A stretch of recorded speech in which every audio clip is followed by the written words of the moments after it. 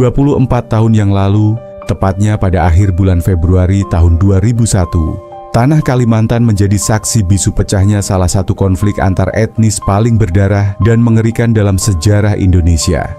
Konflik tersebut terjadi di Kota Sampit, Kalimantan Tengah, antara suku Dayak dan suku Madura, yang kemudian dikenal sebagai konflik Sampit atau Perang Sampit. Konflik ini dapat dikatakan sebagai puncak dari ketegangan antara kedua kelompok etnis tersebut. Sebelumnya, insiden serupa juga pernah terjadi di Kalimantan Barat, tepatnya di Kabupaten Sambas pada tahun 1999, yang dikenal sebagai konflik Sambas. Lalu, apa yang menjadi penyebab pecahnya tragedi tersebut? Lantas, seberapa mengerikan konflik Sampit ini? Temukan jawabannya setelah intro berikut ini.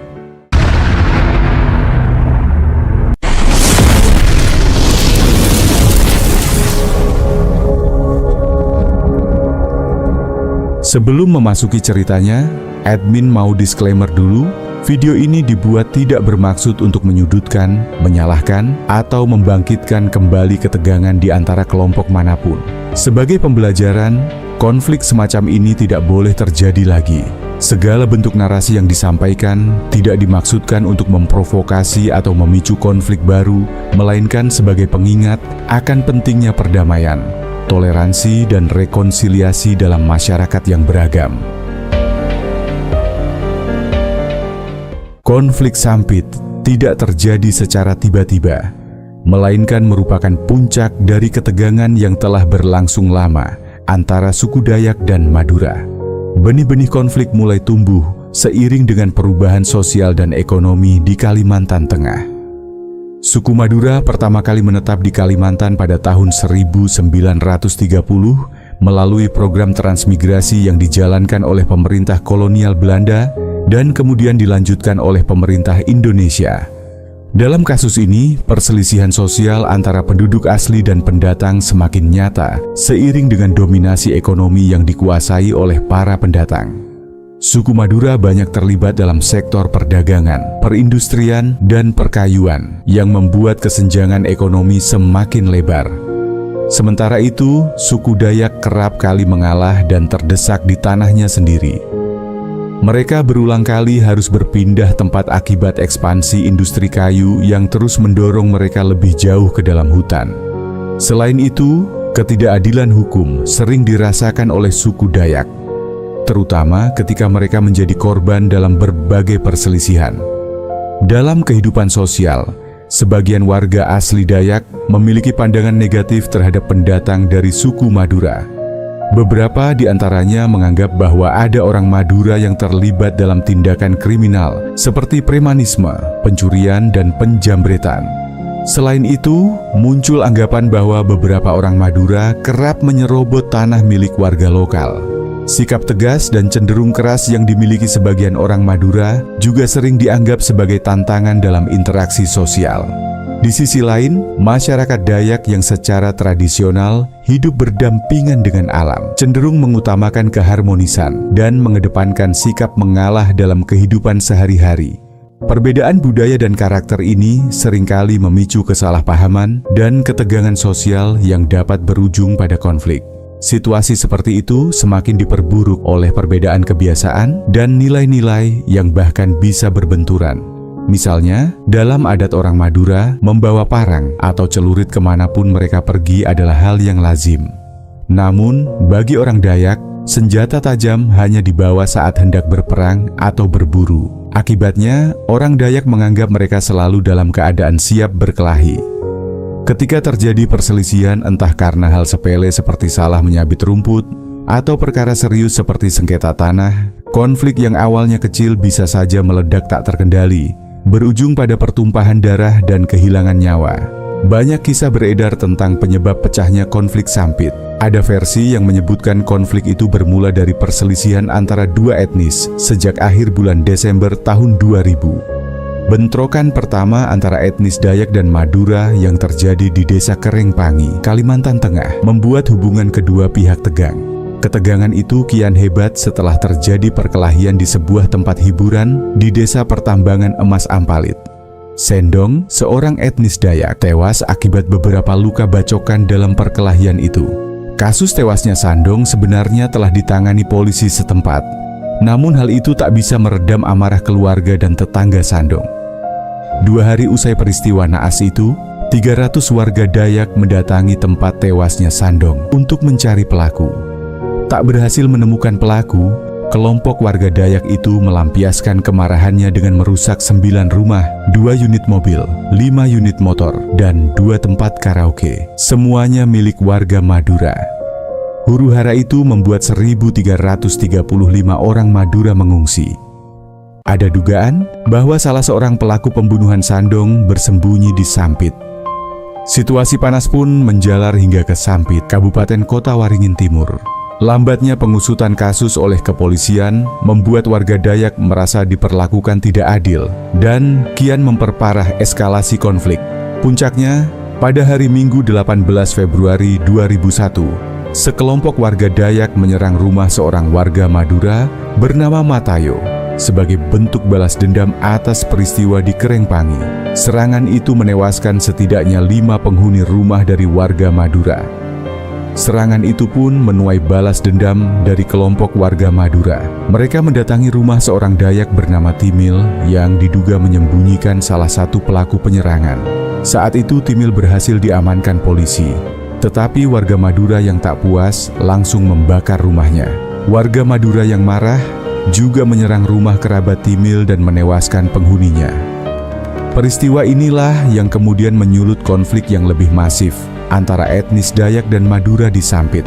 Selama 2 hari sejak penyerangan rumah Matayo, orang-orang Madura berhasil bertahan dari serangan warga Dayak. Bahkan warga Madura berani melakukan sweeping terhadap pemukiman warga Dayak dan berani menobatkan Sampit sebagai Sampang kedua. Ketika warga Madura melakukan sweeping ke pemukiman warga Dayak, bom Molotov pun dilontarkan ke rumah-rumah orang Dayak. Mereka menghabiskan banyak rumah orang-orang Dayak.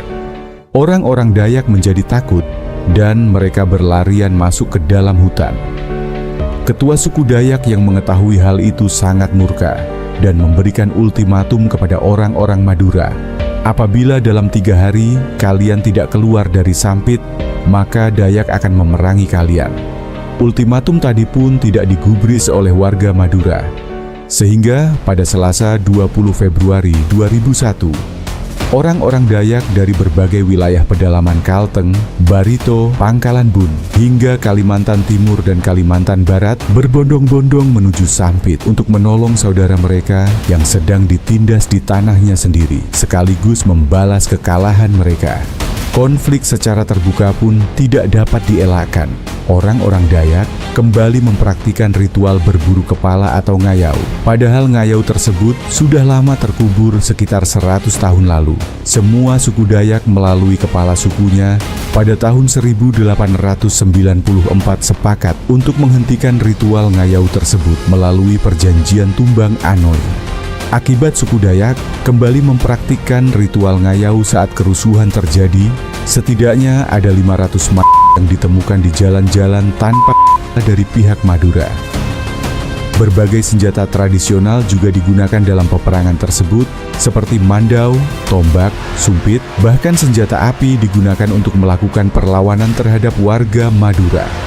Sementara itu, warga Madura menggunakan celurit dan sejumlah bom rakitan sebagai senjata tandingan. Dalam kerusuhan tersebut, diyakini tidak hanya melibatkan senjata fisik, tetapi juga melibatkan ilmu gaib. Orang-orang Madura yang konon kebal dari benda tajam atau peluru, tetap mati di tangan orang-orang Dayak. Entah mengapa, ilmu kebal orang-orang Madura lenyap di tanah Kalimantan saat konflik di Sampit. Bagi kalian yang tahu, boleh ceritakan di kolom komentar ya. Serangan balasan dari warga Dayak berlangsung tanpa pandang bulu. Dalam kondisi emosi yang membara, mereka tidak hanya menargetkan orang Madura yang terlibat dalam konflik, tetapi siapapun yang berasal dari etnis Madura langsung dihabisi. Rumah-rumah warga Madura dari Sampit hingga Palangkaraya dihancurkan dan dibakar. Warga Dayak tidak menyerang dan membakar rumah orang-orang dari suku lain. Mereka hanya menyerang dan menghabisi orang-orang dari suku Madura. Jadi, suku selain Madura aman dari amarah suku Dayak. Pada Rabu sore 21 Februari, suku Dayak berhasil merebut kembali kota Sampit dari tangan Madura. Dalam konflik Sampit ini, suku Dayak diyakini dibantu oleh Panglima Burung. Panglima Burung dikenal sebagai tokoh mitos legendaris yang dipercayai sebagai tokoh pelindung dan pemersatu suku Dayak. Ketika dalam medan perang, Panglima Burung dipercaya memiliki kekuatan untuk mengendalikan mandau terbang. Panglima Burung dipercaya tinggal di daerah gaib pedalaman Kalimantan dan mengawasi seluruh kehidupan suku Dayak di Kalimantan. Panglima Burung akan turun sewaktu-waktu dalam bentuk seutuhnya atau merasuki seseorang untuk menolong apabila suku Dayak sedang dalam posisi terancam, teraniaya, atau hendak melakukan peperangan. Masyarakat Dayak biasanya melakukan ritual tarian perang khusus untuk memanggil Panglima Burung. Ada sebuah kejadian di luar nalar yang dialami oleh Komandan TNI bernama Kris saat konflik Sampit terjadi. Peristiwa itu diduga memiliki keterkaitan dengan Panglima Burung suku Dayak.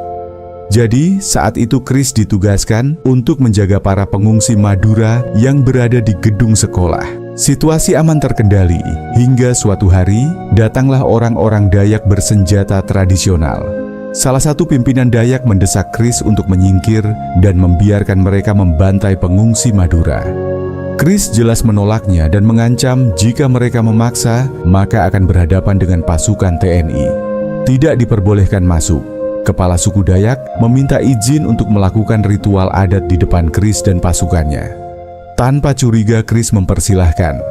Maka berlangsunglah ritual adat Dayak di depan Kris dan pasukan dengan melibatkan mangkok merah kemenyan dan tarian perang yang diselingi teriakan-teriakan khas Dayak yang beraura mistis. Tak sampai 1 jam, ritual usai, kerumunan pun bubar. Tak selang lama, ada anak buahnya yang memberitahu bahwa seluruh pengungsi Madura telah dengan atau seperti bekas tersayat senjata tajam. Kejadian itu benar-benar di luar nalar manusia. Kris mengakui hanya di Sampitlah dirinya menemukan kejadian aneh seperti itu. Perkiraan yang bisa dipercaya mengenai jumlah korban tewas berkisar 500 sampai hampir 1.300 orang, sebagian besar dari pihak Madura. Dari sisi ekonomi, banyak toko, kantor, dan pasar yang terpaksa tutup karena peristiwa kerusuhan. Penjarahan juga terjadi sehingga merugikan para pengusaha.